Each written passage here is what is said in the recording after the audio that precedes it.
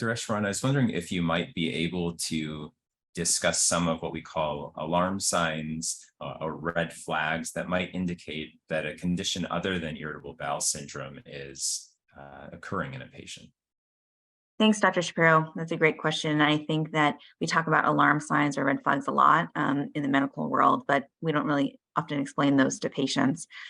These are called alarm signs or red flags because they could possibly indicate another condition, either coexisting with irritable bowel syndrome or instead of the IBS as the diagnosis. And these can range quite a bit, but often are described as blood in the stools or bloody diarrhea. Some people will also report black or dark stools. That's a reason to definitely talk to your healthcare provider if you have or developed those.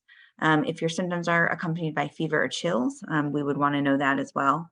I think weight loss is usually not a symptom of irritable bowel syndrome. And so if you are experiencing that, that may be a reason that we would recommend additional testing. Night sweats and also diarrhea that wakes you up from sleep. We call those nocturnal symptoms. And so if you're developing any of those things, those are generally changes that your healthcare provider would want to know. Also, if during your evaluation anemia is present, which is a low blood count, we would probably want to know that and recommend additional testing. If you have any masses or lumps, either lymph nodes or masses that are felt on exam, that may be a reason for additional testing.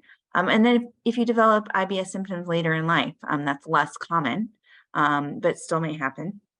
And we would probably, those are also considered possible alarm signs. And so if you have these alarm signs, we would recommend some additional testing probably to rule out other conditions with the understanding that you may still end up with this IBS as your diagnosis, but it's usually an opportunity for us to look into that a little bit more.